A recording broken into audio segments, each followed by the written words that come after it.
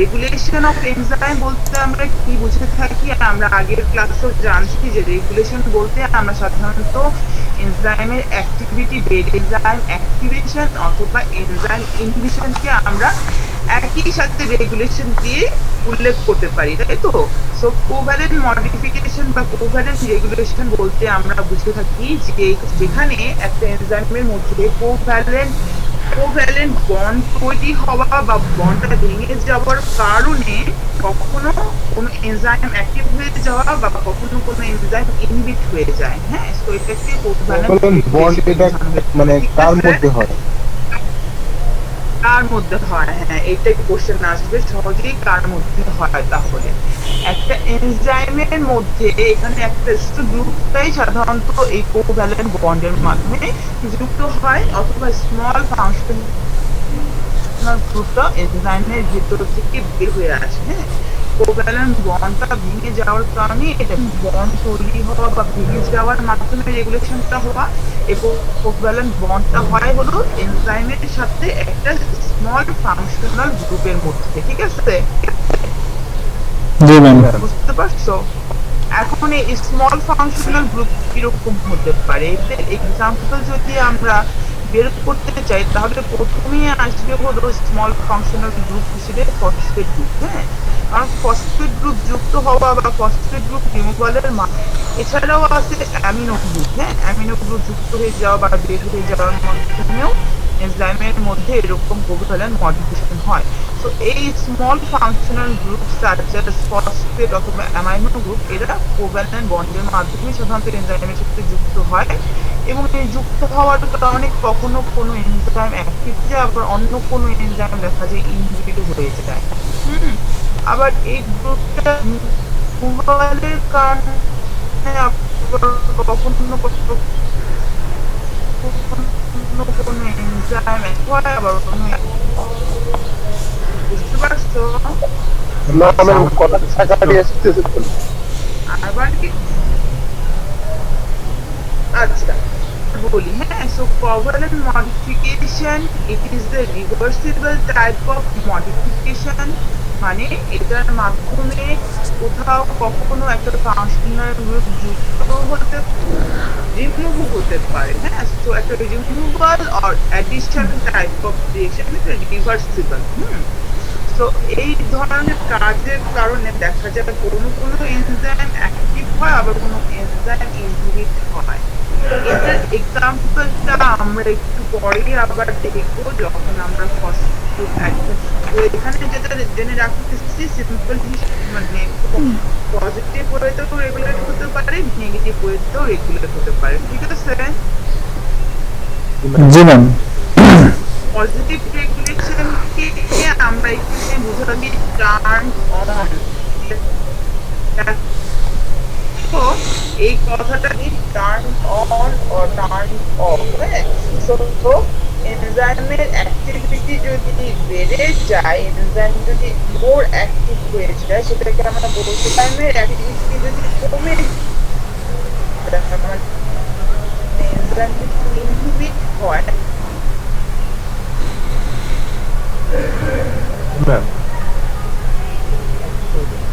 তো কোন এনজাইমের মধ্যে কোভ্যালেন্ট মডিফিকেশনের কারণে সেটা টার্ন অন হবে, আর কোন এনজাইমের মধ্যে কোভ্যালেন্ট মডিফিকেশন হয়ে সেটা টার্ন অফ হবে, সেটা ডিপেন্ড করে প্রয়োজন সেটার ভিত্তিতেই সাধারণত যে কোনো ধরনের রেগুলেশন হয়। সেটা অ্যালোস্টেরিক হতে পারে, সেটা কোভ্যালেন্ট রেগুলেশন হতে পারে। ঠিক আছে, কোনো সেলের মধ্যে যদি স্পেসিফিক কোনো প্রোডাক্ট দরকার না হয়, সেক্ষেত্রে সেই প্রোডাক্টটা তৈরির জন্য যে এনজাইমটা দায়ী সেটাকে ইনহিবিশনের মাধ্যমে রেগুলেট করা হয়। ঠিক আছে, আর যদি কোনো রিঅ্যাকশনের মাধ্যমে প্রোডাক্ট তৈরি করাটা নেসেসারি হয়ে যায়, সেই ক্ষেত্রে ওই স্পেসিফিক এনজাইমের অ্যাক্টিভেশন হয় এবং প্রোডাক্ট ফর্মেশন হয়। তো কোভ্যালেন্ট মডিফিকেশন বলি অথবা আমরা অ্যালোস্টেরিক রেগুলেশন বলি, এগুলো দ্রুত হয়।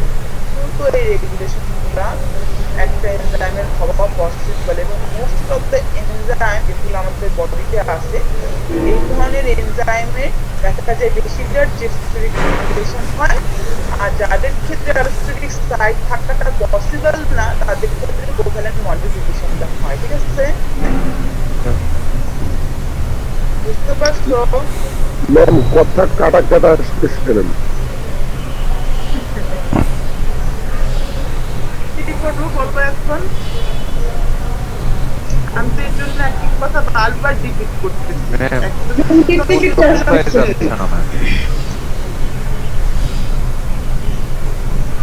বোঝাই যাচ্ছে না। আমি আর কোনো কিছু কথা না বুঝতে পারলে সেক্ষেত্রে আমার ভিডিও অফ করে দেন। ম্যাম, এখন ভিডিও অফ করে দেন। ম্যাম 70% বোঝা যায় আর 30% হচ্ছে কাটা কাটা আসছে ম্যাম। তুমি বিষয়টা বুঝতে পারতেছো কিনা সেটা আমি জানতে চাই। কথা কাটা কাটা হোক আর যাই হোক, ম্যাম কিছু কিছু কথা তো মিসিংই হয়ে যায়, সেক্ষেত্রে বোঝার কথা তো পড়ে যায়। আচ্ছা আমাকে বলো দেখি তোমরা যতটুকুই বুঝতে পারছো কোভ্যালেন্ট মডিফিকেশন জিনিসটা কি আসছে। কোভ্যালেন্ট মডিফিকেশন বলতে মানে এনজাইমের যদি কোনো রেগুলেশনের দরকার হয়, যদি তার গতি বাড়ানো বা কমানোর দরকার হয়, তাহলে কোনো একটা জিনিসের হেড নিয়ে তার মানে গতিটা বাড়াইতে হয় বা কমাইতে হয়। সেটা অ্যালোস্ট্যাটিক সাইডে অ্যালোস্ট্যাটিক সাইডে যদি তার থাকে তাহলে তো অ্যালোস্ট্যাটিক সাইডে কোনো একটা মডিফিকেশন পায় না, কিন্তু তার অ্যালোস্ট্যাটিক সাইড না থাকে সেক্ষেত্রে একটু কোভ্যালেন্ট মডিফিকেশনের মাধ্যমে এনজাইমটা অ্যাক্টিভ হয়ে যায়। খুব ভালো কথা বলছো, খুব সুন্দর করে তুমি বুঝতে বলছো। আমি যতটুকু না বলছি তার থেকে তুমি ক্লিয়ার করে বলতে পারছো। থ্যাংক ইউ তোমাকে। ঠিক আছে, তো এই কোভ্যালেন্ট মডিফিকেশনের কথাটা সুন্দর করে আমাকে ডিফাইন করলো। গ্রুপ এখানে অ্যাটাচমেন্ট হয় অথবা রিমুভাল হয়। ফাংশনাল গ্রুপের এক্সাম্পল হিসেবে আমরা ফসফেট গ্রুপকে প্রথমেই ট্রাই করলাম, এছাড়া হতে পারে সেটা কোনো অ্যামাইনো গ্রুপ।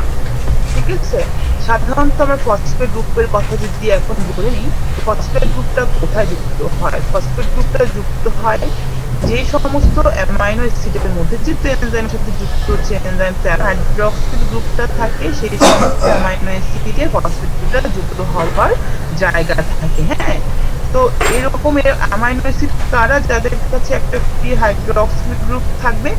এরকম অ্যামাইনো অ্যাসিডের এক্সাম্পল হলো সেরিন অথবা থ্রিওনিন অথবা টাইরোসিন। ঠিক আছে, তোমরা যদি ওদের স্ট্রাকচারটা একটু খেয়াল করো তাহলে গ্রুপ ফ্রি অবস্থায় থাকে, যেটার সাথে ফসফেট গ্রুপটা কোভ্যালেন্ট বন্ডের মাধ্যমে যুক্ত হতে পারে। ঠিক আছে,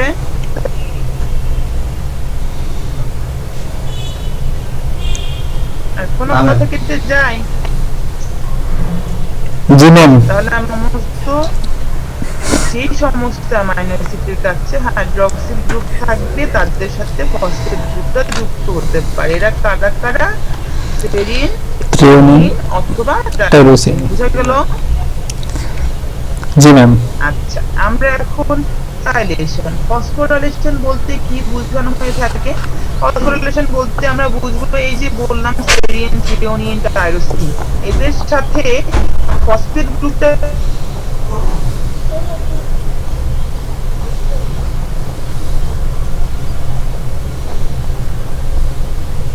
ম্যাম কিছু শুনতে পাচ্ছি না।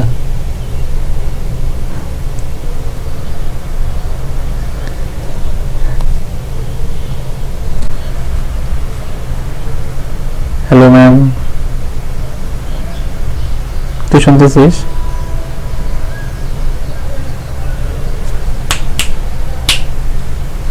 তাহলে ফসফেট ছেড়ে দেওয়াকে বোঝায়, ফসফেট রিমুভ করা।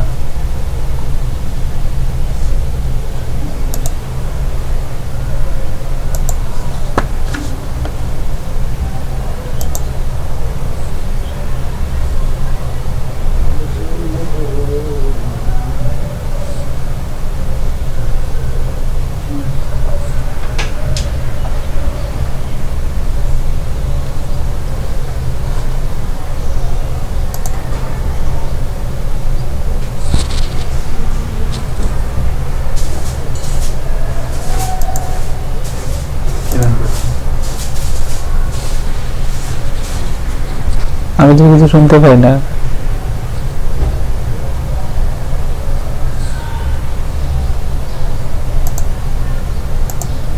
ওটা এক্সচেঞ্জ হবে সেটা আমি বলছি না। ম্যাম এটা কি ওরকম আমি মানে আস্তে- অক্সিডেশন রিডাকশনের বুঝাই, মতো হবে? তারপরে তুমি তোমার কোশ্চেনটা করো। হ্যাঁ, আমি আস্তে আস্তে বুঝিয়ে শেষ করি, তারপর তুমি তোমার কোশ্চেনগুলো রাখো, জি, তারপরে তোমার কোশ্চেনের আস্তে জি, বুঝিয়ে ma'am। দিতে পারো। ঠিক আছে, আমি বলতে যে আমরা এই জিনিসটাকে বুঝি, একটা হলো একটা হলো removal of the phosphate group. ঠিক আছে, তো আমরা যেমন অ্যাটমসফেরিক রেগুলেশনের বেলায় দেখেছি না, আমি সাইড থেকে সেখানে একটা ইফেক্টের মলিকিউল হতে পারে, ইফেক্টেরটা হতে পারে, সেটার উপরে ডিপেন্ড করে এনজাইমের মধ্যে আমরা যখন বলি এই ফসফেট গ্রুপ অ্যাডিশন বা ফসফেট গ্রুপ রিমুভাল, ফসফোরিলেশন অথবা ডিফসফোরিলেশন, এটা কিন্তু নিজে নিজে হতে পারে না। হ্যাঁ, যেহেতু কোভ্যালেন্ট বন্ড তৈরির একটা ব্যাপার থাকে, এবং এটা হলো one of the strong bond. হ্যাঁ, দেখা যায় যে আয়নিক বন্ডের পরেই যেটা স্ট্রং। তো এই বন্ডটা তৈরি হওয়া বা এই বন্ডটা রিমুভ সাধারণত একা একা হতে পারে না। তো এটা করার জন্য একটা এনজাইম আরেকটা এনজাইমকে হেল্প করে টু শো ইজ অ্যাক্টিভিটি। তার মানে একটা এনজাইম দিয়ে আমি আরেকটা এনজাইমের করে থাকি। ঠিক আছে,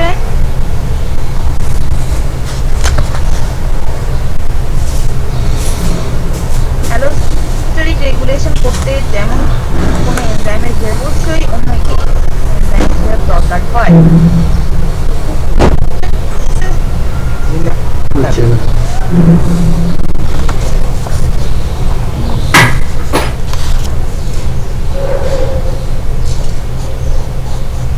নাম হলো প্রোটিন কাইনেজ, আর ডিফসফোরিলেশনের বেলায় এনজাইমটির নাম হলো ফসফোপ্রোটিন ফসফেটেজ। ঠিক আছে,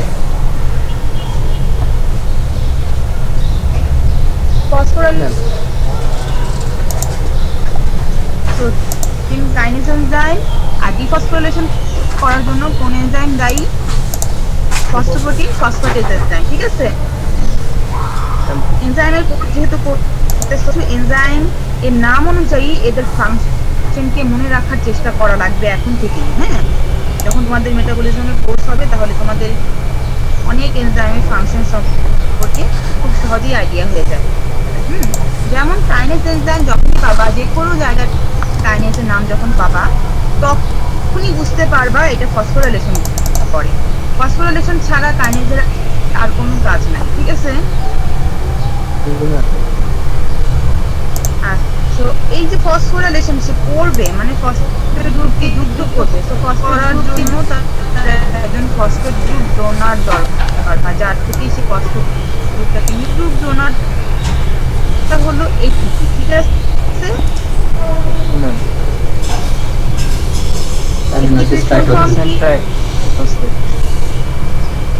আচ্ছা, তার মানে অ্যাডিনোসিন ট্রাইফসফেট থেকে প্রোটিন কাইনেজ এনজাইমটি যার মধ্যে রেগুলেশন হচ্ছে তার কাছে দিয়ে দেয়। হ্যাঁ, এবং তার সাথে তার মধ্যে বিদ্যমান যেই hydroxyl group containing amino acid আছে তার সাথে ফসফেট গ্রুপটাকে যুক্ত করে। ঠিক আছে, এখন কিসে কনভার্ট হয় একটা ফসফেট দেওয়ার পরে? এডিপিতে। হ্যাঁ, এডিপিতে কনভার্ট হবে, একটা ফসফেট ছেড়ে দিলে সে অ্যাডিনোসিন ডাইফসফেট হয়ে যাবে। আচ্ছা, তার মানে বুঝতে পারতেছি আমরা প্রোটিন কাইনেজ এনজাইম একটা অন্য একটা এনজাইমের ফসফোরিলেশনে হেল্প করতেছে। ঠিক আছে, তো এনজাইমের সাবস্ট্রেট যে কোনো মলিকিউল হতে পারে, কোনো একটা গ্লুকোজও হতে পারে। যদি আমি বলি গ্লুকোজকে কাইনেজ কিসে কনভার্ট করে তার সাথে যুক্ত করে দেয়, মানে কাইনেজ যেখানে পাবা বুঝবা যে সে তার এখানে এই ক্ষেত্রে তার সাবস্ট্রেট হলো অন্য আরেক এনজাইম। ঠিক আছে, বুঝতে পারতেছো?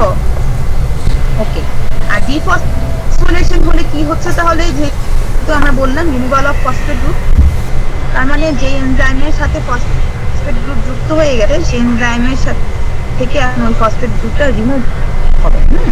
এবং এই রিমুভ এনজাইম সবসময় হাইড্রোলাইসিস করে। হাইড্রোলাইসিস কি? পানির মাধ্যমে ভাঙন। হ্যাঁ, পানির মাধ্যমে ব্রেকডাউন হবে। সো ফসফেটেস এনজাইমের কাজ হলো ওয়ান মলিকিউল অফ ওয়াটারকে ইউজ করে জাস্ট ইনঅর্গানিক ফসফেট হিসেবে বের করে আনা, ঠিক আছে? বুঝতে পারতেছো? না, বুঝতে পারতেছি কিন্তু মানে কথা ম্যাডাম ক্লিয়ার শুনতে পাই না মাঝে মাঝে, বুঝতে সমস্যা করে নেটওয়ার্ক খুব প্রবলেম করতেছে নেটওয়ার্ক। সবার ক্ষেত্রে একই প্রবলেম হচ্ছে আমার কথা শুনতে? এই না হ্যাঁ কি করবো বলো? একবার বলি, হ্যাঁ, ম্যাম ফসফোপ্রোটিন ফসফেটেস, হ্যাঁ বলো। আরেকবার বলি আমি, ফসফোপ্রোটিন ফসফেট মাধ্যমে সেটি ফসফোরাইলেশন করে। হাইড্রোলাইসিসটার মাধ্যমে কি করে? ডিফসফোরাইলেশন করে। হাইড্রোলাইসিসটা কার মাধ্যমে হয়?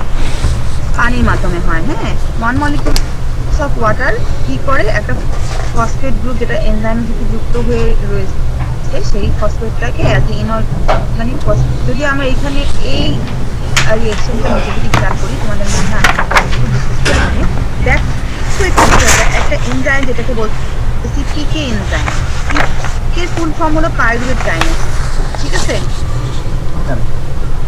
পাইরুভেট কাইনেজ নিজে একটা কাইনেজ এনজাইম, তার কাজ হলো পাইরুভেটকে পাইরুভেট ফসফেটে কনভার্ট করা। হ্যাঁ, কিন্তু তার কাজটা রেগুলেট হয় হলো কোভ্যালেন্ট মডিফিকেশনের মাধ্যমে। যেমন পাইরুভেট কাইনেজ যখন ইনঅ্যাক্টিভ ফর্মে যায় তখন ফসফোরাইলেটেড হয়ে যায়, ইনঅ্যাক্টিভ হয়ে যায়। হ্যাঁ, মনে করো আমাদের সেলের মধ্যে পাইরুভেট থেকে পাইরুভেট ফসফেটটা এই কাজটা করে, সেই এনজাইমটাকে এখন ইনহিবিট করা দরকার, তাই না? জি ম্যাম। তাহলে ইনহিবিশন করার জন্য এই এনজাইমটাকে ফসফোরাইলেশন করা লাগে, পাইরুভেট কাইনেজ এনজাইমটিকে ফসফোরাইলেশন করা লাগে। ফসফোরাইলেশন করার জন্য কোন এনজাইম দায়ী? প্রোটিন কাইনেজ এনজাইমটা দায়ী। প্রোটিন কাইনেজ কিভাবে কাজ করে?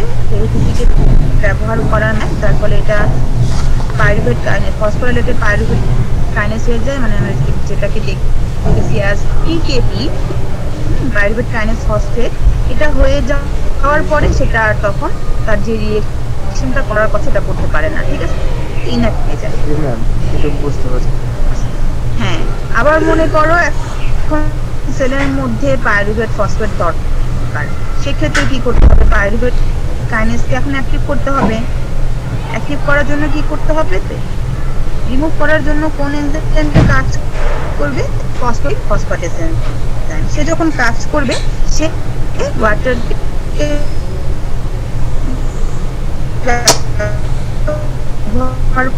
করার মাধ্যমে জাস্ট ফসফেট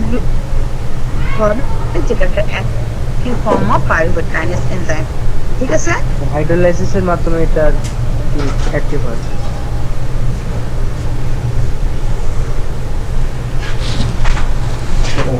আমার ক্লাস আছে।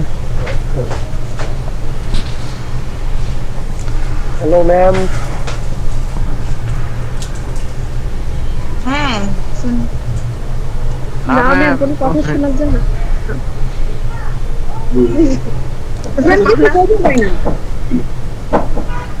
কিছু শুনতে পাও না? ম্যাম মাঝে মাঝে একদম ক্লিন থাকে, আবার মাঝে মাঝে কিছুই শোনা যায় না, আর মাঝে মাঝে অর্ধেক শোনা যায়, অর্ধেক কিছুই হয়, এরকম হচ্ছে না। এটা প্রবলেম দেয়। হ্যাঁ, সাধারণত দুপুরবেলার টাইমটাতে এই প্রবলেমগুলো হয়, সকালের দিকে ক্লাস নিয়ে কোনো প্রবলেমই হয় না। না ম্যাম, তবে জুম বেশি প্রবলেম করে ম্যাম। জুম ছাড়া আদার সাইটগুলা ম্যাম এত প্রবলেম করে না, জুম যতটুকু প্রবলেম করে ম্যাম। জুমে প্রবলেম করে? জি ম্যাম। জি ম্যাম, জুমে মেবি লোডটা বেশি মানে পড়ে। জুমই ভালো। ম্যাম জুম ভালো ঠিক আছে, বাট প্রবলেম করে ম্যাম। জুম ছাড়া ম্যাম আমরা সকালে ক্লাস করেছিলাম গুগল মিট ম্যাম, ওখানে কোনো প্রবলেম হয় না আমি ইজিলি ম্যাম। জুমে তো ম্যাম বাফারিং করে বেশি। জি ম্যাম। জানি সবাই সব স্টুডেন্ট চায় জুমে ক্লাস করতে, তোমরা শুধুমাত্র গুগল মিটের কথা বলো। ম্যাম আমরা কি ক্লাসে গেলে নেটেরই প্রবলেম না জুমেরই প্রবলেম এই বুঝতে পারতেছি না। হ্যাঁ, তাই কোনটাতে ক্লাস করতেছো সেটা বুঝতে পারতেছো না, এক একবারে এক একটা ক্লাস করতে হয়। জি ম্যাম। কি করবো ম্যাম, এখন তো কথা না বুঝতে পারলে তো ম্যাম ক্লাস করে তো লাভ নাই।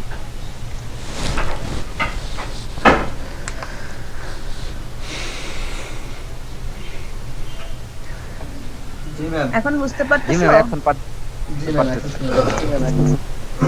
এখন তো ম্যাম ক্লিয়ার, কিন্তু পড়ানো শুরু করলেই তো আবার তাহলে ইন্টারনেট মানে বুঝতে পারে, তাই না? বায়োকেমিস্ট্রি করছি না ম্যাম, এটা না আরে না, মনে হয় 192 বেসের জন্য আসলে নেটটা উপযোগী না। ও আচ্ছা, সেটাও হতে পারে, একটা কারণ হতে পারে। আচ্ছা যাই হোক, হ্যাঁ, তো যেটা বললাম যে পিকে এনজাইমটা মানে পাইরুভেট কাইনেজ এনজাইমটা ফসফোরিলেশন হওয়ার কারণে ইনঅ্যাক্টিভ হয়ে যায় এবং ডিফসফোরিলেশন হওয়ার কারণে এটা অ্যাক্টিভ হয়ে যায়। এবং কখন ইনঅ্যাক্টিভ করার দর ডিপেন্ড করে সেলের নিডের উপরে। হ্যাঁ, সেল কি চায়, সেলের মধ্যে যদি পাইরুভেট কাইনেজ দিয়ে হওয়া রিঅ্যাকশনটা দরকার হয় সেক্ষেত্রে এটা অ্যাক্টিভ ফর্মে থাকে, আর যদি দরকার না হয় সেক্ষেত্রে এটা ইনঅ্যাক্টিভ থাকে। ঠিক আছে? জি ম্যাম। জি ম্যাম। আচ্ছা, আমি একটু ব্যাকে যাই, নিচের যে পয়েন্টটা সেটা একটু এক্সপ্লেন করি।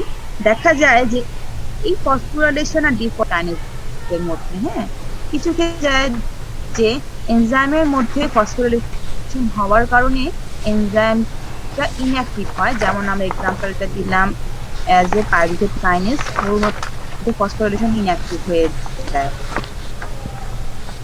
আবার কিছু ক্ষেত্রে দেখা যায় কোনো অ্যাক্টিভ হয়, যেমন এখানে একটা এক্সাম্পল দেওয়া আছে গ্লাইকোজেন ফসফোরাইলেজ। ওর মধ্যে যদি ফসফোরিলেশন করা হয় তাহলে ও নিজে অ্যাক্টিভ হয়ে যায়। ঠিক আছে, কাইনেজকে যদি আমি ডিফসফোরিলেট করি তাহলে সে আবার অ্যাক্টিভ হয়। Phosphorylation makes pyruvate kinase inactive, whereas dephosphorylation makes pyruvate kinase active. কিন্তু আবার এরকম এনজাইমও আছে যাদের ক্ষেত্রে ফসফোরিলেশনের কারণে সে অ্যাক্টিভ হয় বা ডিফসফোরিলেশন হলে সে ইনঅ্যাক্টিভ হয়। যেমন গ্লাইকোজেন ফসফোরিলেজ তো একটা ভিন্ন উদাহরণ, পাইরুভেট কাইনেজ থেকে একদম টোটালি ভিন্ন। ফসফোরিলেশন হওয়ার কারণেও অ্যাক্টিভ হয়েছে কিন্তু ইনঅ্যাক্টিভ হয়েছে, কিন্তু গ্লাইকোজেন ফসফোরিলেজ তুমি যদি ফসফোরিলেশন করো ওকে তুমি পাবা অ্যাজ এ অ্যাক্টিভ এনজাইম। আবার যেমন পাইরুভেট কাইনেজ যদি তুমি ডিফসফোরিলেটেড করো ও যেমন অ্যাক্টিভ হয়ে যায় তাহলে সে আবার ইনঅ্যাক্টিভ হয়ে যাবে। ঠিক আছে? তার মানে এইটা যে আমরা এরকম করে নির্দিষ্ট করে বলতে পারি না যে ফসফোরিলেশনের কারণে সবসময় এনজাইম ইনঅ্যাক্টিভ হবে আর ডিফসফোরিলেশন হলেই এনজাইম অ্যাক্টিভ হবে। হ্যাঁ, এরকম নির্দিষ্ট করে কখনোই বলতে পারি না, কারণ কিছু এনজাইম ফসফোরিলেশন করার কারণে অ্যাক্টিভ হয়, আবার ডিফসফোরিলেশন করলে সে ইনহিবিট হয়। আবার এরকম এনজাইম আছে যাদেরকে ফসফোরিলেশন করলে তারা ইনহিবিট হয়, কিন্তু ডিফসফোরিলেশন করলে তারা অ্যাক্টিভ হয়। ঠিক আছে? ওকে, নিচে যে এক্সাম্পলটা দেওয়া দুটো এনজাইমকে আমরা দেখতে পাচ্ছি, যেমন গ্লাইকোজেন ফসফোরিলেজ আর গ্লাইকোজেন মেটাবলিজম। গ্লাইকোজেন আমাদের বডির মধ্যে জমা হওয়া এক ধরনের কার্বোহাইড্রেট, কমপ্লেক্স কার্বোহাইড্রেট। হ্যাঁ, তো এই কার্বোহাইড্রেট মলিকিউলটাকে ইউজ করা বা এটাকে নতুন করে তৈরি করার জন্য এই দুইটা এনজাইম ইনভলভ। গ্লাইকোজেন সিনথেসের কাজ হলো গ্লাইকোজেন তৈরি করা, আর গ্লাইকোজেন ফসফোরিলেজের কাজ হলো গ্লাইকোজেনকে ভেঙে ব্যবহার করা। ঠিক আছে? হ্যাঁ, এই কথাটা আরেকটু বলেন। দুইজনই গ্লাইকোজেন মেটাবলিজমে ইনভলভ। গ্লাইকোজেন সিনথেস দিয়ে গ্লাইকোজেন তৈরি হয় আর গ্লাইকোজেন ফসফোরিলেজের মাধ্যমে গ্লাইকোজেন ভেঙে গিয়ে ইউজ হয়। হ্যাঁ, কিন্তু আমরা যদি খেয়াল করি তাহলে দেখবো গ্লাইকোজেন ফসফোরিলেজের মধ্যে ফসফোরিলেশন হওয়ার কারণে এটা অ্যাক্টিভ হয়, কিন্তু গ্লাইকোজেন সিনথেসের মধ্যে যদি ফসফোরিলেশন হয় সেটা ইনঅ্যাক্টিভ হয়। ঠিক আছে? জি ম্যাম। এবং ডিফসফোরাইলেশন হলে গ্লুটান সিনথেস অ্যাক্টিভ হয়ে যাবে। বোঝা গেল? ক্লিয়ার তাহলে না? জি ম্যাম, পাইরুভেট কাইনেসের এক্সাম্পলটা ক্লিয়ার? জি ম্যাম, ক্লিয়ার। তাহলে তোমরা ভালোই বুঝতে পারছো রেগুলার ব্যাচের স্টুডেন্টের তুলনায় ওদেরকে সময় ধরে বোঝানো লাগছিল, ওরা বুঝতে পারতেছিল না, ওরা ভাবতেছিল যে ফসফোরিলেশন হলে বুঝি এনজাইম ইনঅ্যাক্টিভ হয়ে যাবে, ডিফসফোরিলেশন হলেই বুঝি এনজাইম ইনঅ্যাক্টিভ হয়ে যাবে। এই না, কিছু এনজাইম অ্যাক্টিভ হয় আর কিছু এনজাইম ইনঅ্যাক্টিভ। হ্যাঁ, কোনো এনজাইম এক না, হ্যাঁ একজন এক একটা এনজাইম বিষয়টা একই, ফসফোরিলেশন বিষয়টা একই যেটা কাইনেজ দিয়ে হয়, ডিফসফোরিলেশন বিষয়টা একই যেটা ফসফেটেজ দিয়ে হয়। বোঝা গেল? জি ম্যাম বলছি। জি ম্যাম। পিকেপি মানে কি? বুঝে নেই ম্যাম। জি ম্যাম। পিকেপি মানে কি? পিকেপি মানে pyruvate pyruvate kinase kinase phosphate. Phosphate. বাহ, সুন্দর বলতে পারছি, থ্যাংক ইউ। আচ্ছা, এখন আমরা মুভ অন করি এনজাইমে আমাদের কোভ্যালেন্ট মডিফিকেশন। তাহলে আমরা সুন্দর করে বুঝে গেছি। হ্যাঁ, অ্যারোস্টেরিক মডিফিকেশন বুঝে গেছি, কোভ্যালেন্ট মডিফিকেশন বুঝে গেছি। আমরা এটা আরেকটু আলোচনা করব যখন আমরা বিভিন্ন আলোচনা শেষ করে লেকচারগুলো লাস্টে চলে যাব, তখন আবার আমাদের কোভ্যালেন্ট মডিফিকেশন, অ্যারোস্টেরিক মডিফিকেশনের কথা মনে করতে হবে। তো এই যে এখন বুঝে গেছে, এটা মাথায় রেখে দিও, কারণ পরবর্তীতে আবার আমাদের এইগুলোই রিকল করতে হবে। ঠিক আছে? এখন আমরা নতুন একটা টপিক শুরু করি, সেটা হলো আইসোএনজাইম।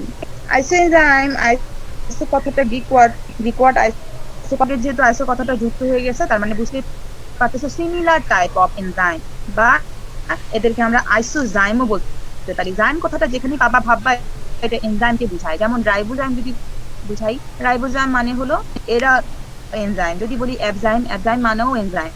হ্যাঁ, তো কিছু এনজাইমের মতো যদি কোনো ফাংশন কোনো বস্তু শো করতে পারে, তাহলে তার নামের শেষে জাইম কথাটা আসে। ঠিক আছে? জি ম্যাম। ওকে, সো আইসোজাইম বা আইসোএনজাইম এদেরকে বলতে আমরা কি বুঝে থাকি, এদের ডেফিনিশনটা যদি খেয়াল করি তাহলে জানবো যে আমাদের বডির মধ্যে বা ডিফারেন্ট কাইন্ডস অফ অর্গানিজমের মধ্যে দেখা যায় যে কিছু এনজাইম এমন আছে যাদের বায়োকেমিক্যাল প্রপার্টিজ ভিন্ন, যাদের মরফোলজি ভিন্ন, যাদের বিভিন্ন ধরনের ইমিউনোলজিক্যাল প্রপার্টিজ ভিন্ন থাকা সত্ত্বেও তারা একই ধরনের কেমিক্যাল রিঅ্যাকশন করতে পারে। মানে তাদের ক্যাটালাইট হলে কি হবে, তারা একই ধরনের সাবস্ট্রেটকে ব্যবহার করে একই ধরনের প্রোডাক্ট তৈরি করে। সিম্পল হলো এই বিষয়টা। ঠিক আছে? জি ম্যাম। বুঝতে পারছো? আরেকবার একটু বল। আরেকবার বলতেছি তাহলে শোনো। তার মানে আমরা আইসোএনজাইম বলতে এটা বুঝে থাকি যে কিছু এনজাইম থাকে, গ্রুপ অফ এনজাইম যারা নিজেরা বিভিন্ন দিক দিয়ে তাদের ভিন্নতা থাকে। ভিন্নতাগুলো হতে পারে তাদের নিজেদের বায়োকেমিক্যাল প্রপার্টিসে। মানে কিছু এনজাইম হতে পারে যে 35 ডিগ্রি সেন্টিগ্রেডে হিট স্টেবল থাকে, আবার কিছু এনজাইম হতে পারে 40 ডিগ্রিতে স্টেবল থাকে, আবার কিছু এনজাইম হতে পারে এরকম 40 ডিগ্রি দিলে পরে সে শো করুক না কেন, তাদের যেই রকমই ইমিউনোলজিক্যাল প্রপার্টি থাকুক না কেন, একজন এক এক রকমই হোক না কেন, অ্যামাইনো অ্যাসিডের কম্পোজিশনও ভিন্নও হতে পারে, যেরকমই হোক না কেন, বাট মেজর যে কথা সেটা হলো তারা একই ধরনের সাবস্ট্রেটকে ব্যবহার করে একই ধরনের প্রোডাক্ট তারা তৈরি করে দিবে। তার মানে তাদের বায়োকেমিক্যাল প্রপার্টিটা একই রকম হবে, সরি ক্যাটালাইটিক প্রপার্টিটা একই রকম হবে, মানে ক্যাটালাইটিক অ্যাক্টিভিটি একই রকম দেখাবে। ঠিক আছে? একই ধরনের ক্যাটালাইটিক দিয়ে। ঠিক আছে? আচ্ছা, তো এই এনজাইমগুলো কেন এত বেশি গুরুত্বপূর্ণ? দেখা যায় যে আমাদের বডিতে যত এনজাইম পাওয়া যায় তার মধ্যে নিয়ারলি 100 টাইপস অফ আইসোএনজাইম পাওয়া যায়। তার মানে এত আইসোএনজাইম আমাদের বডিতে আছে, যাদের মধ্যে গুরুত্বপূর্ণ কিছু এনজাইমের এক্সাম্পল তোমাদের এই চার্টে দেওয়া আছে। যেমন কি ল্যাকটেট ডিহাইড্রোজেনেজ, যেটাকে আমরা এলডিএইচ হিসেবে জানি, অ্যালকালাইন ফসফেটেজ যেটা জানি, অ্যাসিড ফসফেটেজ যেটাকে এসিপি হিসেবে জানি, তারপরে আছে অ্যামাইলেজ, কোলিনেস্টারেজ এবং হেক্সোকাইনেজ। এই এনজাইমগুলো আমাদের বডিতে অ্যাজ এ আইসোএনজাইম পাওয়া যায় এবং এদেরকে আমরা ডিফারেন্ট অর্গানে ডিফারেন্ট কম্পোজিশনে পাই। তার মানে এদের যেহেতু ডিফারেন্ট বায়োকেমিক্যাল প্রপার্টি থাকে অথবা ডিফারেন্ট অ্যামাইনো অ্যাসিড কম্পোজিশন থাকে, এদেরকে আমরা ইলেকট্রোফোরেসিস অ্যানালিসিসের মাধ্যমে সহজেই ডিফারেন্ট ভাবে সেপারেট করে দেখতে পারি। এবং এরা যেহেতু অর্গান স্পেসিফিক, মানে একটা অর্গানে যেরকম আইসোএনজাইম থাকে অন্য একটা অর্গানে আইসোএনজাইমটা দেখতে সম্পূর্ণ ভিন্ন থাকে। যদিও একই ধরনের রিয়েকশন তারা করে, পার্টিসের কারণে তাদেরকে আমরা সহজেই ডায়াগনোসিস করতে পারি এবং এদেরকে ব্যবহার করা হয় ডিজিজকে আইডেন্টিফাই করার জন্য, কোন স্পেসিফিক অর্গানে কোন ডিজিজ হচ্ছে সেটাকে বোঝার জন্য। হ্যাঁ, তো এদের অনেক বেশি পরিমাণে ডায়াগনস্টিক ভ্যালু আছে, বিধাই হলো আইসোএনজাইমকে তোমাদের সিলেবাসের মধ্যে ইনক্লুড করা হয়েছে। ঠিক যদি আছে, মানে হেক্সোকাইনেস আর অ্যামাইলেজ যদি আমরা চিন্তা করি তাহলে এদের মানে ডিফারেন্ট বায়োকেমিক্যাল ফাংশন থাকতে পারে, কিন্তু ক্যাটালাইটিক অ্যাক্টিভিটি কি সেম? না, অ্যামাইনেস আর হেক্সোকাইনেসের বেলায় তো সেটা সেম না। হ্যাঁ, হেক্সোকাইনেস যেটা আমরা যদি চিন্তা করি, হেক্সোকাইনেসের আইসোএনজাইমকে আমরা গ্লুকোকাইনেস হিসেবে দেখি। হ্যাঁ, তোমরা দেখে নিও আইসোএনজাইম অফ হেক্সোকাইনেস কি। অ্যামাইলেজের আইসোএনজাইম যদি দেখি, যেমন স্যালিভারি অ্যামাইলেজ এর এক ধরনের ফাংশন থাকে, আবার যে ইন্টেস্টাইন থেকে যে অ্যামাইলেজ রিলিজ হয় সেটার আবার আরেক ধরনের ফাংশন, মানে ফাংশন না, আরেক ধরনের প্রপার্টিস থাকে। তার মানে যত ধরনের আইসোএনজাইম আমাদের আছে, এখানে যতগুলো নাম দেওয়া আছে এদের প্রত্যেকই আইসোএনজাইম আদার্স অর্গানে রয়ে গেছে। যেমন ল্যাকটেট ডিহাইড্রোজিনেজ যেমন আমাদের হার্ট টিস্যুতে পাওয়া যায়, তেমন ভাবে এটাকে আমরা দেখতে পাই আমাদের ব্লাডের মধ্যে, তেমন ভাবে এটাকে আমরা পাই আমাদের ব্রেইনের মধ্যে বা মাসেলের মধ্যে। হ্যাঁ, কিন্তু তাদের সবারই একই ধরনের ফাংশন, যেটা হলো একই একটা সাবজেক্ট, যেটা হলো ল্যাকটেট, সেটাকে পাইরুভেট তৈরি করা বা পাইরুভেট রিঅ্যাকশন করে থাকে।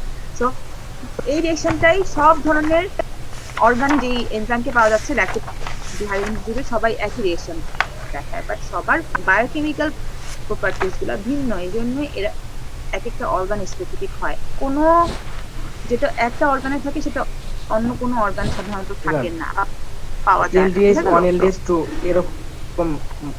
হ্যাঁ হ্যাঁ হ্যাঁ, এই তো ধরে ফেলছো। সবগুলাই আছে কিন্তু। হ্যাঁ, সবগুলাই আইসোএনজাইম, একে অপরের আইসোএনজাইম। বুঝতে পারছি। ওদের প্রপার্টিস গুলোকে যদি আমরা একটু লিস্ট আউট করি তাহলে দেখবো এরকম মেজর যে প্রপার্টিস, একই ধরনের রিঅ্যাকশন তারা করবে, যদিও তাদের কাছে ডিফারেন্ট পলিপেপটাইড ইউনিট থাকতে পারে, তাদের মধ্যে বিভিন্ন ধরনের রিঅ্যাকশন করে থাকে। হ্যাঁ, এবং দেখা যায় যে তাদেরকে আমরা স্পেসিফিক ডিজিজ ডায়াগনোসিসে ব্যবহার করতে পারি ডিফারেন্ট আইসোএনজাইমকে, যেহেতু তারা ডিফারেন্ট টিস্যুতে বিভিন্ন ভাবে থাকে ডিস্ট্রিবিউটেড হয়ে, সো এই জন্য এদেরকে ডিজিজ ডায়াগনোসিসে ইউজ করা হয়ে থাকে। এবং ওদের যে প্রপার্টিস গুলা ভেবে থাকে কিসের ভিত্তিতে, এনজাইমেটিক প্রপার্টিস ভিন্ন হতে পারে, ফিজিক্যাল প্রপার্টিস ভিন্ন হতে পারে, বায়োকেমিক্যাল প্রপার্টিস ভিন্ন হতে পারে, এবং ইমিউনোলজিক্যাল প্রপার্টিস হতে পারে। ঠিক আছে, ওকে ফাইন। এইচ বা ল্যাকটেট ডি, হ্যাঁ, এই এনজাইমটাকে আমরা পাবো না এরকম কোনো সেল হয় না। সাধারণত প্রোক্যারিওটিক সেল বলি বা ইউক্যারিওটিক সেল বলি, সব ধরনের সেলের মধ্যেই আমরা এলডিএইচ কে অ্যানিমাল সেল, প্ল্যান্ট সেল আর প্রোক্যারিওটিক সেলের এক্সাম্পল ইউবিয়াল cell, different kinds of microbial cell. হ্যাঁ, তো এই ধরনের সেলগুলোর মধ্যে সমস্ত সেলের মধ্যে আমাদের এলডিএইচ পাওয়া যায়। যত ধরনের সেল পাওয়া পসিবল। তো এলডিএইচ এর যে ফাংশন সেটা সাধারণত একটা অক্সিডেশন রিডাকশন রিঅ্যাকশন করে থাকে। হ্যাঁ, এবং এই অক্সিডেশন রিডাকশন রিঅ্যাকশন করার জন্য তার সাবস্ট্রেট হিসেবে ইউজ হতে পারে ল্যাকটেট অথবা পাইরুভেট। যত ধরনের ডিহাইড্রোজেনেস এনজাইম আছে এই পৃথিবীতে, যত ধরনের ডিহাইড্রোজেনেস এনজাইম পাবা তোমরা, সব ডিহাইড্রোজেনেস রিভার্সিবল রিঅ্যাকশন করতে পারে। ঠিক আছে, এবং ডিহাইড্রোজেনেসের ফাংশন হলো মূলত অক্সিডেশন রিডাকশন রিঅ্যাকশন করা। ঠিক আছে, সে সাবস্ট্রেট কে অক্সিডাইজ করে এবং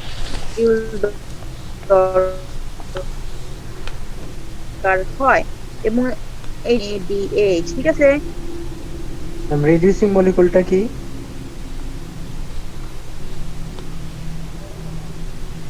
বুঝতে পারছো? বা ইলেকট্রন অ্যাকসেপ্টর মলিকিউল বলা হয় এটাকে। হ্যাঁ, তো আমরা এখানে সাধারণত যদি আমরা এই রিলেশনটাকে এরকম ভাবে চিন্তা করি, যেমন এরকম যদি আমরা ফরওয়ার্ড ওয়েতে চিন্তা করি, নিজে কি করে থাকে নিজে নিয়ে নিজে কি হয়ে যায়, NADH হয়ে যায়, ঠিক আছে। আর ল্যাকটেটটা হাইড্রোজেনকে ডোনেট করার কারণে সে পাইরুভেটে কনভার্ট হয়, ঠিক আছে। NAD রিডিউস হবে। হ্যাঁ, হাইড্রোজেন যুক্ত হয় তো রিডাকশন নাকি? হ্যাঁ। আচ্ছা, যদি তুমি এই রিয়েকশনটাকে রিভার্স ওয়েতে চিন্তা করো, সেই ক্ষেত্রে কি হচ্ছে? রিভার্স ওয়েতে দেখা যাচ্ছে সাবস্ট্রেট যেটা পাইরুভেট সেটা হলো এই ক্ষেত্রে রিডিউস হচ্ছে, মানে তার কাছে এটা ল্যাকটেটে কনভার্ট হয়ে যাচ্ছে, আর NAD এখানে তখন অক্সিডাইজড হয়ে যাচ্ছে নিজে, এবং এটা তখন NAD তে কনভার্ট, NADH-টা NAD তে কনভার্ট হয়ে যাচ্ছে, ঠিক আছে। তো সবচেয়ে বেশি যে রিয়েকশনটা হয় সেটা হলো ফরওয়ার্ড রিয়েকশনটা, যেটা আমরা দেখতে পাচ্ছি ল্যাকটেট টু পাইরুভেট, এবং এই পিএইচটাই সাধারণত থাকে যদি না এই আনফেভারেবল পিএইচ এ যায়, যেটা হলো পিএইচ 7.4 থেকে 7.8। এটা হয়ে গেলে তখন দেখা যায় এটা রিভার্স হয়ে হয়, পাইরুভেট থেকে ল্যাকটেট ফর্মেশন হয়, ঠিক আছে।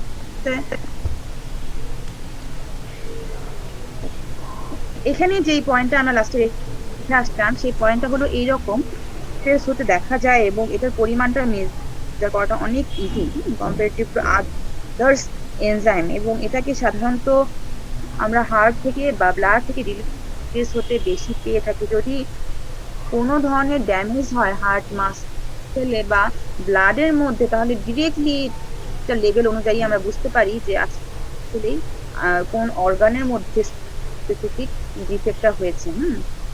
তো টিস্যু ড্যামেজের কারণে এটার পরিমাণটা বেড়ে যায়। আমরা যদি বুঝতে পারবো যে কোন অর্গানের মধ্যে আসলে ডিফেক্টটা বা ড্যামেজটা হচ্ছে, এজন্য এটাকে as a common marker enzyme হিসেবে ব্যবহার করা হয়ে থাকে হার্ট ডিজিজ ডায়াগনোসিসে, মানে হার্ট ফেইলিওর বা হার্ট অ্যাটাক বা কার্ডিয়াক ডিজিজ ডায়াগনোসিসে LDH কে as a common marker enzyme হিসেবে ব্যবহার করা হয়, ঠিক আছে। ম্যাম ওই উদাহরণটাই কি সমতা বিধান ঠিক আছে? এটাই জি ম্যাম, একটা এইচ আর একটা এইচ কোথায় গেল ম্যাম? একটা এস কোথায় গেল বলো তো? এটাই তো খুঁজতেছি ম্যাম। ম্যাম দেখতে পাচ্ছ প্রোটন NAD এর সাথে হাইড্রোজেন ফাইন্ড করে। ম্যাম NAD এর সাথে যোগ হয়েছে ম্যাম। NADH একটা এবং একটি হলো NAH+, তাই না, প্রোটন।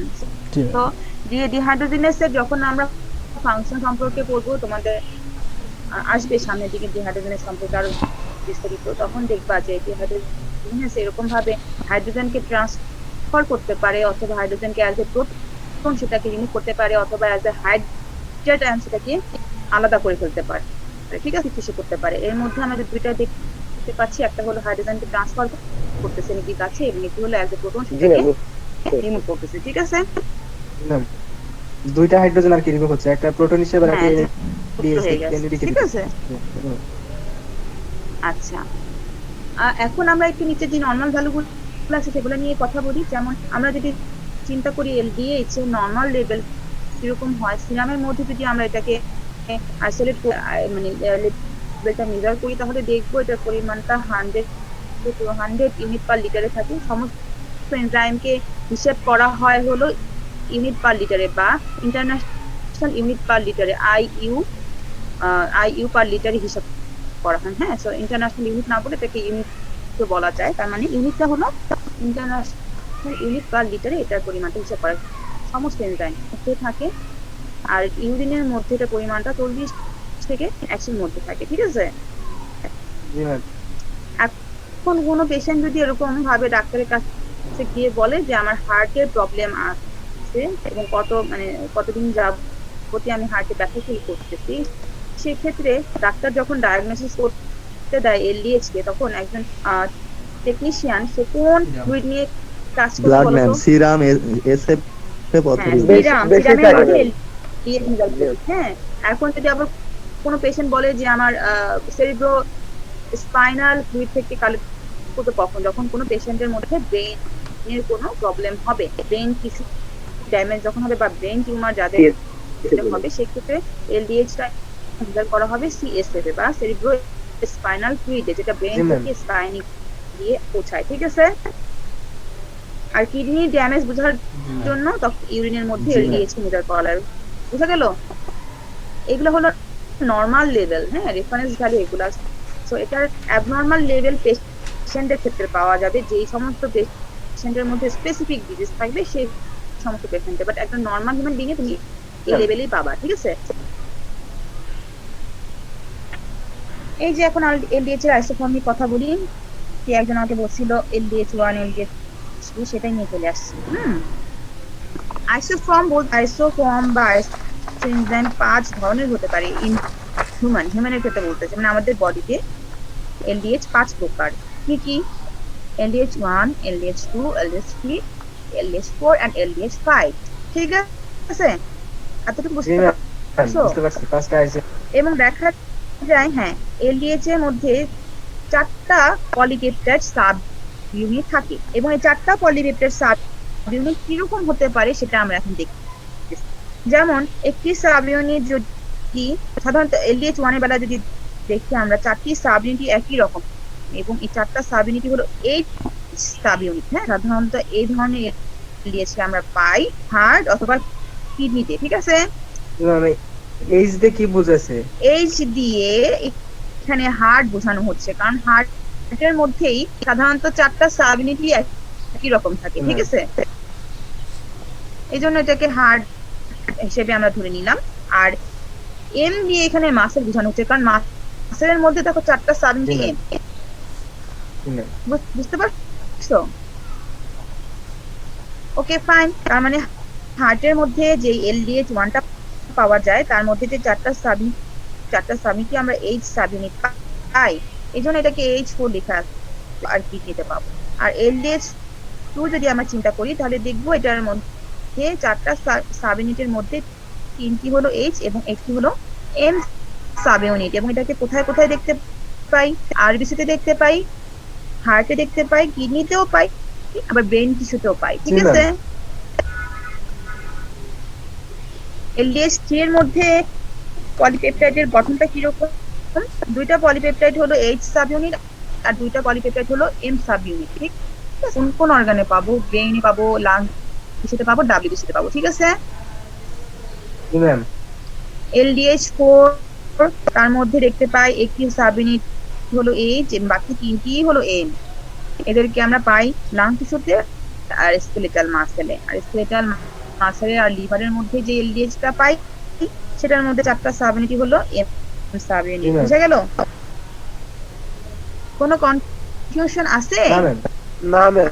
থাকার কথা না। হ্যাঁ, সিম্পলি এটার ফিগারের এই 4টার মাধ্যমে আমরা সুন্দর করে এটা বুঝতে পারছি। এখন যদি বলি যে তুমি সিরামের মধ্যে যে এলডিএইচটা কি মেজার করতেছো সেটা কোন এলডিএইচ এই 5টার মধ্যে? ম্যাম 2। তো শুধুমাত্র 2? মনো তো 3 বলতেছে 2 আর 3 হোয়াইট আর কেউ না? 1 2 3 তিনটাই তো 1 2 3। তার মানে তুমি সিরামের মধ্যে যে এলডিএইচটাকে মেজার করবা সেই এলডিএইচটা হলো mainly LDH 1, LDH 2 and LDH 3, ঠিক আছে? তুমি যদি রিএজেন্ট কিট ইউজ করে এটা করে থাকো তাহলে তুমি যে এলডিএইচ এখানে পাবা, লেভেল অফ এলডিএইচ যেটা পাবা সেটা হলো 3টার যে অ্যাক্টিভিটি সেটা তোমাকে দিবে। কিন্তু তুমি যদি এখন স্পেসিফিক করে হার্ট ডিজিজকে আইডেন্টিফাই করতে চাও সেক্ষেত্রে তোমার কি করতে হবে? সিরাম থেকে এই সিরাম স্যাম্পলকে তখন তোমার ইলেকট্রোফোরেসিস করতে হবে। ইলেকট্রোফোরেসিসের মাধ্যমে তুমি তাহলে তখন কনফার্ম করতে পারবা আসলে 1 এর পরিমাণ বাড়ে, তাহলে তখন তুমি বলতে পারবা এটা হার্ট টিস্যু ড্যামেজের কারণে বাড়তেছে। আর যদি এলডিএইচ 1 নরমাল লেভেলে থাকে এবং এলডিএইচ 2 অথবা এলডিএইচ 3 বেশি হয়ে থাকে তাহলে বুঝতে পারবা যে হার্ট টিস্যুতে কোনো প্রবলেম নাই, হয়তো বা আদার্স কোনো ইনফেকশনের কারণে ব্লাডের মধ্যে এটার লেভেলটা বেড়ে গেছে, ঠিক আছে? বুঝতে পারছো? ওকে ওকে, ফাইন, থ্যাংক ইউ।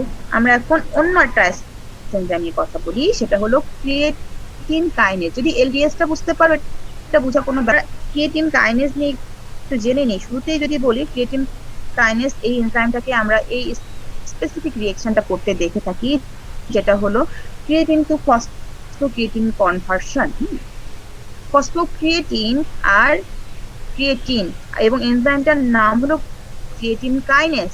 আমরা আমরা একটু আগে বললাম যে কাইনেস যেখানে পাবো তার মানে বুঝতে পারবো কাইনেসের কি কাজ থাকবে, ফসফোরাইলেশন করা। হ্যাঁ, এবং এই ফসফোরাইলেশন করার জন্য তার একটা ফসফেট গ্রুপ ডোনার দরকার হয়। এইটা আমরা ভালো মতে বুঝতে পারছি। ওকে, সো এই রিঅ্যাকশনটাও সিম্পল। ক্রিয়েটিনকে জাস্ট একটা ফসফেট গ্রুপ যুক্ত করার জন্য এটিপি ওকে হেল্প করে, এবং ফসফেট গ্রুপটা এটিপি থেকে আসার পরে এটিপি নিজে এডিপি হয়ে যায়। ফসফেটটা পাওয়ার পরে এটা ক্রিয়েটিন থেকে ফসফোক্রিয়েটিন হয়ে যায়। বুঝে গেল? ম্যাম আমার একটা আধ্যাত্মিক কোশ্চেন ছিল, বলো। এটিপি গুলো আসলে আসে কোথা থেকে? এটিপি আসছে কোথা? ভালো একটা কোশ্চেন করতো, খুব সুন্দর একটা কোশ্চেন করতো। এটিপি সাধারণত আমাদের বডিতে তৈরি হয় গ্লাইকোলাইসিস, অ্যাসিটাইল কোয়েট সাইকেল, তারপরে হলো ইলেকট্রন ট্রান্সপোর্ট সিস্টেম, এগুলোর মাধ্যমে সাধারণত আমাদের বডিতে বা সেলের মধ্যে এটিপি গুলা তৈরি হয়। হ্যাঁ, এবং এটিপি কে অ্যাজ বায়ো এনার্জি ইউজ করা হয়, যাতে কিনা বিভিন্ন ধরনের আদার্স যে মেটাবলিক রিঅ্যাকশন গুলো আছে সেগুলো। বুঝতে ম্যাম পারছি। এটিপি তো পাওয়ার না ম্যাম, হ্যাঁ শক্তি না ম্যাম? হ্যাঁ পাওয়ার। হ্যাঁ, যেমন তুমি যদি একটা কেমিক্যাল রিঅ্যাকশন করতে চাই, বা যে কিছু কেমিক্যাল রিঅ্যাকশনকে বলা হয় এক্সারগনিক রিঅ্যাকশন, আবার কিছু কেমিক্যাল রিঅ্যাকশনকে বলা হয় এন্ডারগনিক রিঅ্যাকশন। তার মানে কিছু রিঅ্যাকশন করতে গেলে তখন শক্তির সেখানে দরকার হয়। হিট দেওয়া বা কোনোভাবে এনার্জি দেওয়া দরকার হয়। আবার কিছু রিঅ্যাকশন করতে গেলে পানিতে দিয়ে রাখো, এতই হিট জেনারেট করে তুলো ফুটা শুরু করে, তাই না? সঠিক ম্যাম। হ্যাঁ হ্যাঁ, তার মানে কিছু কেমিক্যাল রিঅ্যাকশন যেটা কিনা outside of the cell, outside of the organism, যেগুলো হচ্ছে আমরা যেগুলো দেখতে পাচ্ছি, হ্যাঁ, এক্সারগনিক অথবা এন্ডারগনিক দিয়ে যেটা আমরা বলছি, বাট আমাদের বডিতেও কিছু আছে যাদের দিয়ে এনার্জি হওয়ার মানে রিঅ্যাকশন হওয়ার কারণে এনার্জি তৈরি হয়। বুঝতে পারছো? বুঝতে পারছো? জি ম্যাম, বুঝতে পারছি ম্যাম। হ্যাঁ, এখন যে এনার্জিটা তৈরি হয় এই এনার্জিটা অ্যাজ এ এটিপি তৈরি হয়, কিছু পরিমাণ হিট জেনারেট করে, এবং এই এনার্জিটা অ্যাজ এ বায়ো এনার্জি সেটা হলো এটিপি হিসেবে তৈরি হয়। ঠিক আছে, যে এটিপিটাই আবার পরবর্তীতে কোনো রিঅ্যাকশন করতে অ্যাজ এ এনার্জি সোর্স হিসেবে ইউজ হতে পারে। বুঝা গেল? বুঝতে পারছি। এখানে আমরা সেই এটিপিকেই দেখতে পাচ্ছি।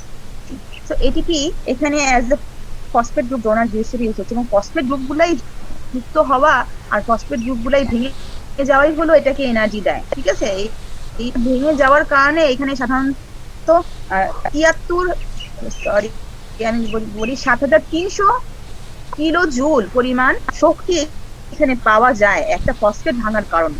এই ফসফেট ভাঙার কারণে যে 7300 কিলো জুল শক্তি পাওয়া গেলে, এটাই এই রিঅ্যাকশনকে মানে ইনিশিয়েট করতেছে সাবস্ট্রেট থেকে প্রোডাক্ট হওয়ার জন্য। বুঝতে পারছো? অনেক হ্যাঁ, প্রচুর পরিমাণ শক্তি এক একটা ফসফেট ভাঙার কারণে, ফসফেট বন্ডটা ভাঙার কারণে অনেক পরিমাণ শক্তি জেনারেট করে। এই শক্তি দিয়েই সাধারণত রিঅ্যাকশন গুলো হয়। আচ্ছা, যেটা আমরা বলতে পারি ফসফোক্রিয়েটিনটা যেটা আমরা দেখতে পাচ্ছি এখানে অ্যাজ এ প্রোডাক্ট, এটা হলো আমাদের মাসল টিস্যুর জন্য একটা ইনস্ট্যান্ট এনার্জি সার্ভার হিসেবে ইউজ হয়। তার মানে এই যে আমরা বললাম এটিপি কিভাবে তৈরি হয়, একজনের কোশ্চেনে আনসার করতে গিয়ে বললাম এটিপি কিভাবে জেনারেট হয়, গ্লাইকোলাইসিস, অ্যাসিটাইল কোয়ে, তারপর ইলেকট্রন ট্রান্সপোর্ট মেকানিজমের মাধ্যমে গিয়ে এটিপি তো এই পর্যন্ত না যাওয়া পর্যন্ত সাধারণত অনেক বেশি এটিপি তৈরি করা সম্ভব না। গ্লাইকোলাইসিস থেকে এত বেশি এটিপি তৈরি হয় না, মাত্র 2 মলিকিউল হিসাবে এটিপি গ্লাইকোলাইসিস থেকে তৈরি হয়। তো এত পরিমাণ এটিপি পাওয়ার জন্য আমাদের অনেক সময় দরকার হয়। হ্যাঁ, কিন্তু মাসেল যে আমরা যদি বলি মাসেলের যে সেলগুলো বা মাসেলের যে টিস্যুটা, এদের মধ্যে কন্টিনিউয়াস দুইটা মোড চলে। হ্যাঁ, একটা হলো রেস্টিং মোড এবং একটা হলো অ্যাক্টিভ মোড। যেমন তুমি যদি এখন বসে থাকো সেখানে তোমার কোনো মাসেলের মুভমেন্ট নেই, সেই ক্ষেত্রে তারা হলো রেস্টিং মোডে আছে। কিন্তু তোমাকে যদি আমি এখন বলি তুমি এখন দৌড়ে আসো, হ্যাঁ, বা একটু হাঁটাচলা করে আসো আশেপাশে, তাহলে তোমার মাসেল কিন্তু তখন রেস্টিং মোড থেকে অ্যাক্টিভ মোডে চলে যাবে, তাই না? হ্যাঁ, তখন মাসেলের জন্য এনার্জি দরকার হয়, এবং এই এনার্জিটা ইলেকট্রন ট্রান্সপোর্ট সিস্টেম হয়ে আসতে অনেক সময় দরকার হয়। এই জন্য মাসেল কি করে, মাসেল নিজের কাছে নিজের জন্য এনার্জি আগে থেকে জমা করে রাখে এবং এই এনার্জিটা জমা করে রাখে সে অ্যাজ এ ফসফোক্রিয়েটিন মলিকিউল। ঠিক আছে, জি ম্যাম। ফসফোক্রিয়েটিন হিসেবে সে এনার্জিকে জমা করে রাখে এবং যখনই তোমার মাসেল রেস্টিং মোড থেকে অ্যাক্টিভ মোডে চলে যায় তখন এই রিঅ্যাকশনটা রিভার্স হয়ে যায়। যখন থেকে ক্রিয়েটিন তৈরি হয় এবং এডিপির সাথে আবার এই ফসফোক্রিয়েটিনের ফসফেটটা যুক্ত হয়ে এটিপি তৈরি হয়, যেই এটিপি দিয়ে মাসেল এনার্জিটা পায়। ম্যাম আরেকবার বলেন ম্যাম। হ্যাঁ, আরেকবার বলি। সো তোমার মাসেল যখন রেস্টিং মোডে চলে যায়, রেস্টিং মোড থেকে অ্যাক্টিভ মোডে চলে যায়, তখন কি হয়, এই রিঅ্যাকশনটা রিভার্স হতে হয়। রিভার্স হতে হলে কি হবে, ফসফোক্রিয়েটিন থেকে ক্রিয়েটিন তৈরি হবে এবং এডিপি থেকে এটিপি তৈরি হবে। বুঝে গেল? হ্যাঁ, এবং এই এটিপি মাসেল তখন ব্যবহার করবে যাতে মাসেল এখন অ্যাক্টিভ মোডে কাজ জি করতে ম্যাম, পারে। বুঝতে বুঝে গেল? পারছি।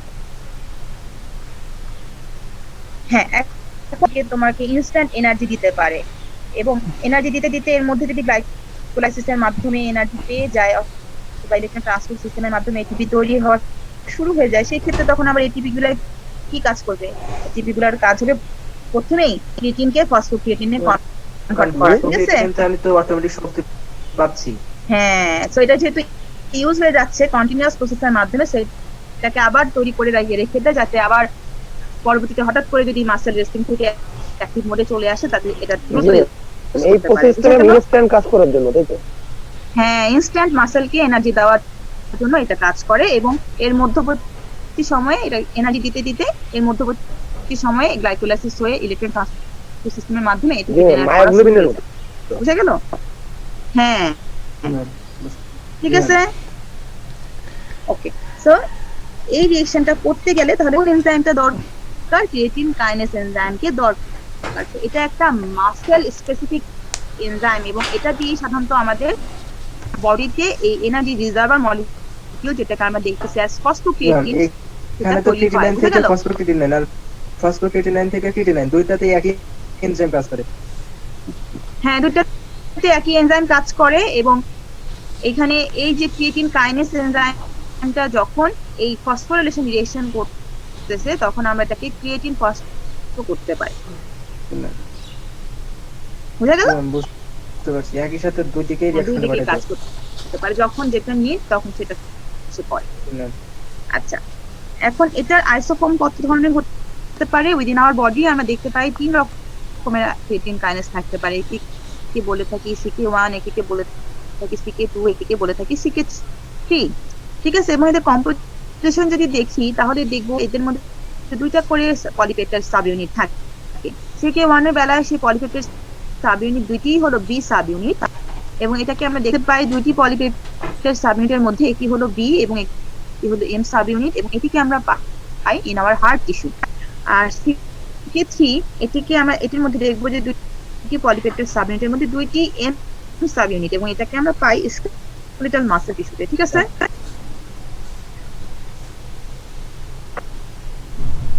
তার মানে এখন যদি ব্রেইনে এটার অ্যাক্টিভিটি বেড়ে যায় সেটা কি ডিসঅর্ডারের কারণে অথবা ব্রেইন টিউমারের কারণে। আর যদি হার্টে CK2 বেড়ে যায় তাহলে আমরা কি বুঝতে পারবো যে পেশেন্টের মধ্যে অ্যাকিউট মায়োকার্ডিয়াল ইনফ্রাকশন আছে, তার মানে এটা হলো সিম্পলি হার্ট ফেইলিয়ার। ঠিক আছে, আর থার্ড যে বিষয়টা CK3 যখন বেড়ে যাবে সেটাকে বুঝবো আমরা as a skeletal muscle disease, যেটাকে আমরা মাসকুলার ডিস্ট্রফি বলে থাকি। হ্যাঁ, যেটার কারণে সাধারণত কিছু ক্ষেত্রে দেখা যায় বাচ্চারা প্রতিবন্ধী হয় না। প্রতিবন্ধী বাচ্চা তো জানো না, কিছু ক্ষেত্রে কিছু বাচ্চা কথা বলার এনার্জি মানে কথা বলতে পারে না, কিছু বাচ্চা হাঁটতে পারে না, কিছু বাচ্চার হাত অথবা কাজ করে না, সাধারণত মাসকুলার ডিস্ট্রফি বলা হয়। হ্যাঁ, এটা টাইপ অফ মাসেলের যে অ্যাক্টিভ ভাবে কাজ করার কথা স্কেলেটাল মাসেলে সেরকম ভাবে যদি কাজ না করতে পারে সেক্ষেত্রে এই ধরনের প্রবলেম দেখা যায়। তো তাদের ক্ষেত্রে তখন দেখা যায় CK3 অ্যাক্টিভিটি বেশি থাকে। চলো, এখানে দেওয়া আছে। সো ক্লিনিক্যাল সিগনিফিকেন্স যদি আমরা খেয়াল করি তাহলে দেখবো CK লেভেল আমরা বিজ্ঞান, তারপরে অ্যাকিউট অ্যাবডোমিনালিসিস হতে পারে। এটা কেন হতে পারে? স্ট্রেনিয়াস এক্সারসাইজ করার কারণে, মানে খুব বেশি মাত্রায় যদি এক্সারসাইজ করা হয় তাহলে তখন মাসেল টিস্যু ব্রেকডাউন হওয়া শুরু হয়, যেটাকে বলা হয় অ্যাকিউট অ্যাবডোমিনালিসিস। এবং দেখা যায় মায়োকার্ডিটিস হওয়ার কারণে হয়। মায়োকার্ডিটিস বলতে বোঝায় যে হার্টের মধ্যে যে মায়োকার্ডিয়াম রিজিয়নটা আছে সেখানে ইনফ্ল্যামেশন হওয়ার কারণে এটা হয়, অথবা অ্যালকোহলিক মায়োপ্যাথিতেও হয়ে থাকে, এটার লেভেল বেড়ে যেতে পারে। ঠিক আছে,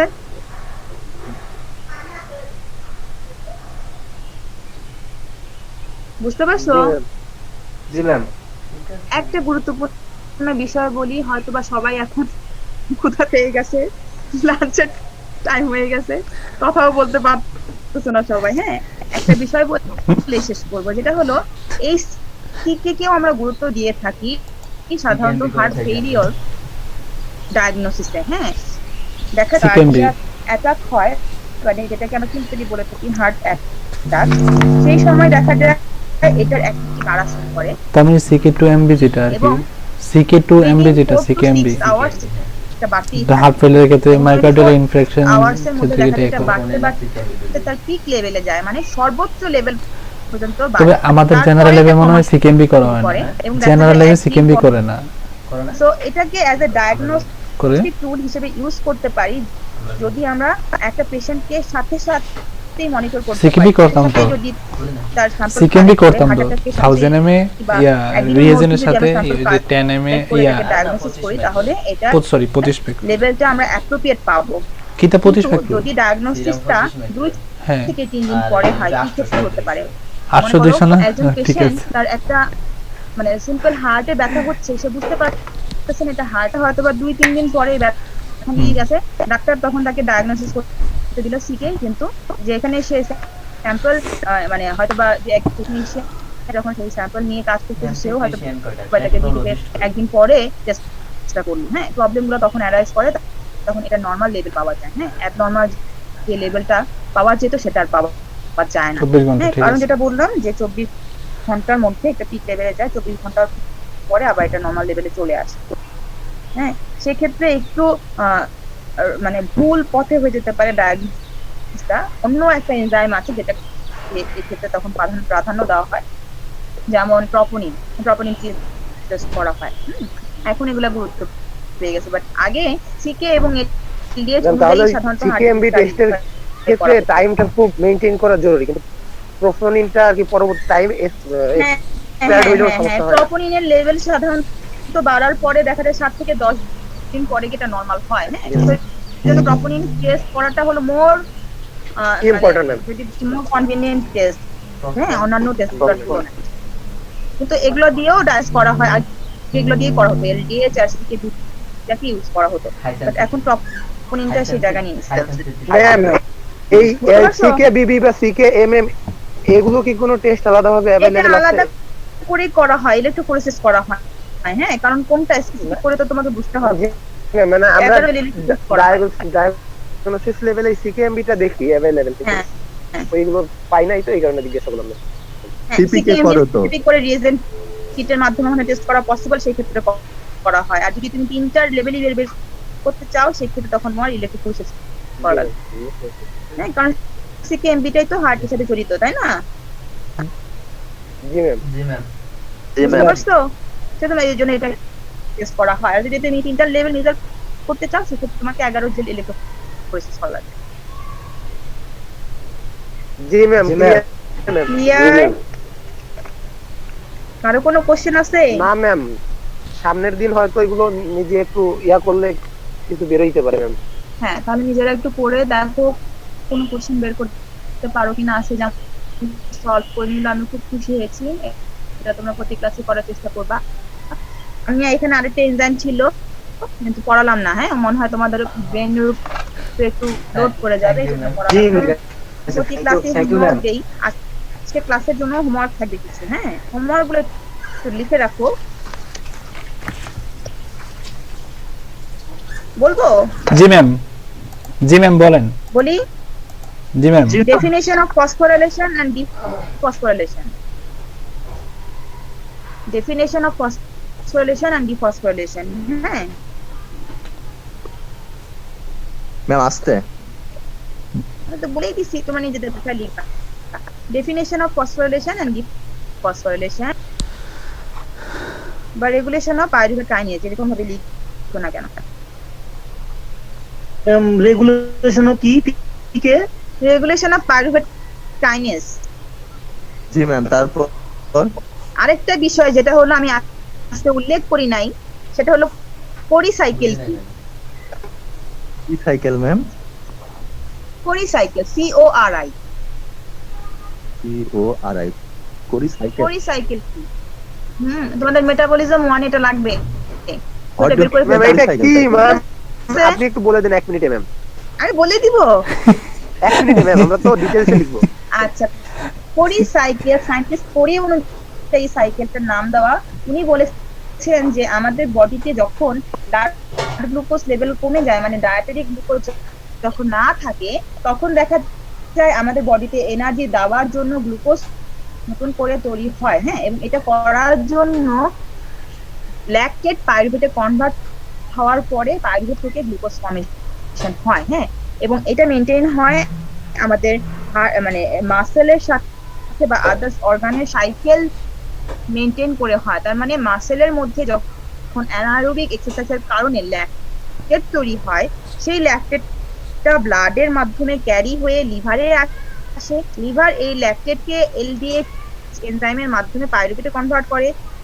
পাইরুভেট তার পরবর্তীতে গ্লুকোজে কনভার্ট হয়ে তারপরে সে যেভাবে এনার্জি দেওয়ার কথা সেভাবে দেয়। এই একই প্রসেসে কন্টিনিউয়াসলি মাসেল থেকে তৈরি হওয়া ল্যাকটেটটা ব্লাডের মাধ্যমে লিভারে আসে। লিভারে এসে সেটা পাইরুভেট হয়ে এনার্জি সে যে সাইকেলটার মাধ্যমে এটা কন্টিনিউয়াস মেইনটেইন হচ্ছে সেটাকে বলা হয় কোরিসাইকেল।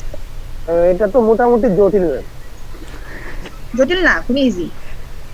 এর থেকে জটিল জটিল জিনিস তোমরা মেটাবলিজমে পড়বা। ম্যাম এখনই মেটাবলিজম নিয়ে যে ভয়টা আসলে পাচ্ছি, না জানি কি না, আসছে। মেটাবলিজম নিয়ে ভয় পাবা না। হ্যাঁ, মেটাবলিজম নিয়ে ভয়টা থাকে এই কারণে যে অনেক রিঅ্যাকশন করতে হয়, এই জন্য জি বুঝতে ম্যাম। অনেক ভয় লাগে। হ্যাঁ, ম্যাম এটাই ভয়টা ম্যাম। তো এইটা কিন্তু যদি তুমি ভেবে বসো, ভেবে করতে বসো, মেটাবলিজম দিয়েই তোমার বডি সাধারণত টোটাল বডি সমস্ত জিনিস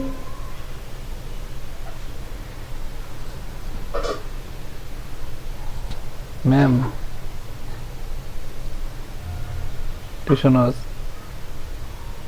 ম্যাম কথা বলে। ম্যাম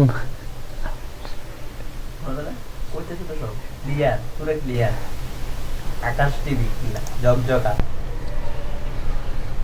ম্যাম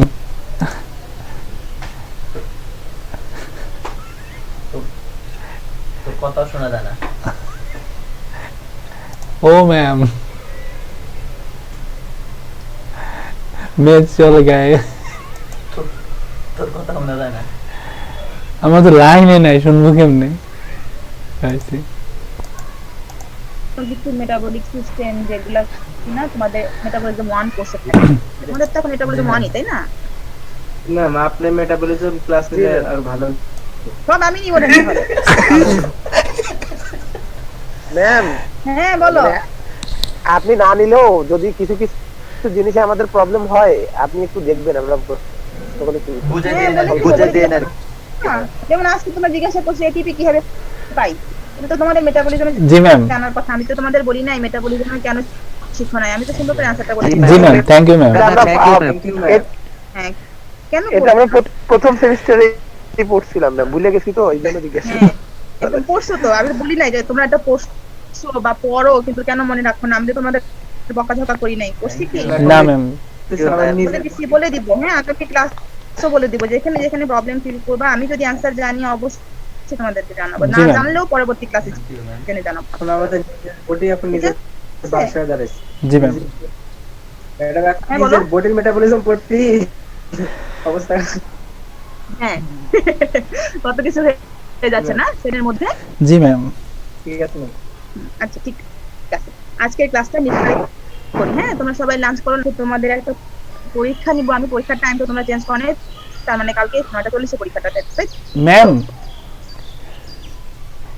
বলো। ম্যাম টাইমটা আমি জানাই দিব ম্যাম। ম্যাম কালকে আবার তো জানাবা ম্যাম কালকে তো দিতে চাচ্ছি না ম্যাম, 7 তারিখ না ম্যাম, আমরা চাইছিলাম ম্যাম 10 তারিখে, পরে বলছিলেন যে আমি সবার সাথে কথা বলে জানানোর জন্য। ম্যাম আজকে বিকালে জানাই দিব জানাও আপনাকে। না এখনো, আমি তো ভেবে রাখছি তোমরা কালকে পরীক্ষা দিই। ম্যাম আমরা কালকে দিচ্ছি না ম্যাম, ওই ম্যাম আমাদের ল্যাব পরীক্ষা নিবে তো ম্যাম, ওটা নিয়ে ম্যাম আমরা এটা জানাই নাই ম্যাম। ল্যাব পরীক্ষাটা ভাবছিল শুক্রবার। আচ্ছা জানাও, আমি কিন্তু 10 তারিখের পরে কুইজ ওয়ান নিব না, এরপরে কিন্তু ম্যাম 10 তারিখের আগেই দিব ম্যাম, 10 তারিখের আগেই দিব ম্যাম। আমাদের শেয়ার ম্যানেজ করে ফেলবে ম্যাম। ওকে ফাইন, ঠিক আছে, তাহলে আজকে জানাবা। হ্যাঁ, জি ম্যাম আজকে সন্ধ্যায় জানাই দিব ম্যাম। ওয়ালাইকুম আসসালাম। তোমাদের অ্যাসাইনমেন্টটা তোমরা করে রাখো, আমি একটা গুগল ড্রাইভে লিংক দিব, সেখানে তোমরা সেটা শেয়ার করবা, ঠিক আছে? আচ্ছা আচ্ছা আচ্ছা ম্যাম। ম্যাম ঠিক আছে, ম্যাম ভালো আজকের থেকো হোমওয়ার্কটা তাহলে। হোমওয়ার্কটা বললাম তো, ম্যাম আজকের হোমওয়ার্কটা কি আমরা কি ওই যে ওই দিনের মতো ম্যাম হোম টাস্ক সাবমিট করব? হ্যাঁ ওটা সাবমিট করে দিবা, প্রতি ক্লাসে হোমওয়ার্ক প্রতি ক্লাসে দিনই সাবমিট করে দাও। হ্যাঁ Okay, ma'am. পেন্ডিং রাখবা, ওকে ম্যাম। নমস্কার ম্যাম। ঠিক আছে? করতে ma'am. গিয়ে যদি কোনো প্রবলেম ফিল করো সেটাও কোশ্চেন করবা, জি ম্যাম। যেহেতু কোশ্চেন করতেছ না, ধরে নিলাম তোমরা পারো।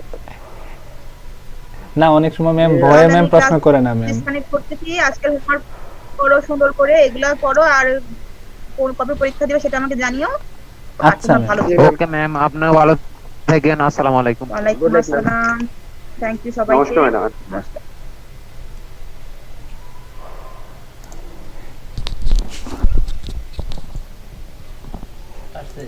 পরীক্ষা কবে দেন? ম্যাডাম তো অনেক ভালো বেড়া, কিন্তু সমস্যা হচ্ছে ওটা ম্যাডাম